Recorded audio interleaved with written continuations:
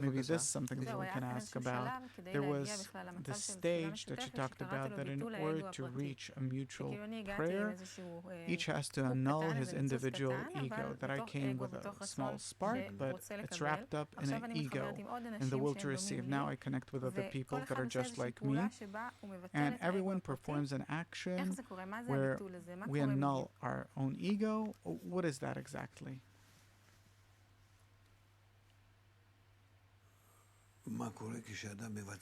What happens when a person annuls his own ego? What is it exactly?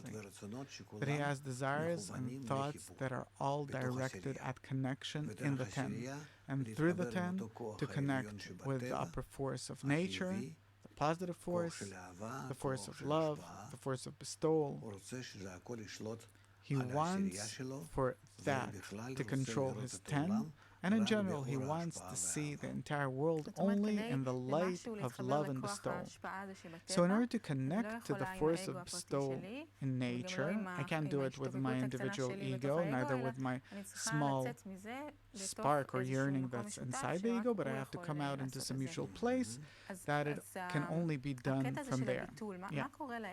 So the annulment, what happens to my individual ego then when I try to get out of it? It's done by the reforming light, the same upper light, upper force of bestowal. It does all these actions. We just have to ask. And we generate the correct request through the mutual bestowal between the friends. And what happens to a person during this process? He came like a normal person with an ordinary desire.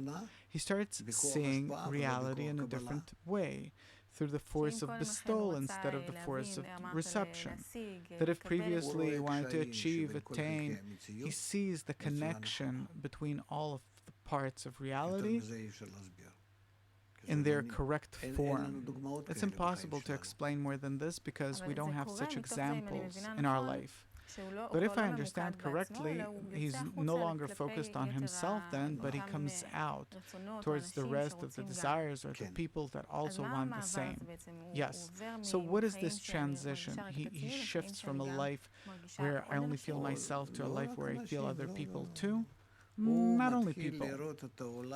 A person starts seeing the world from outside of his body, meaning that he starts seeing all of the connections between the still, vegetative, animate, and the speaking on all levels. He sees everything through the force of bestowal, that it is specifically the force of bestowal and love that fulfills the world. And this way, he sees all of reality in an integral way, and he sees the meaning of life, the purpose of life, everything that happens in reality correctly, according to his degree.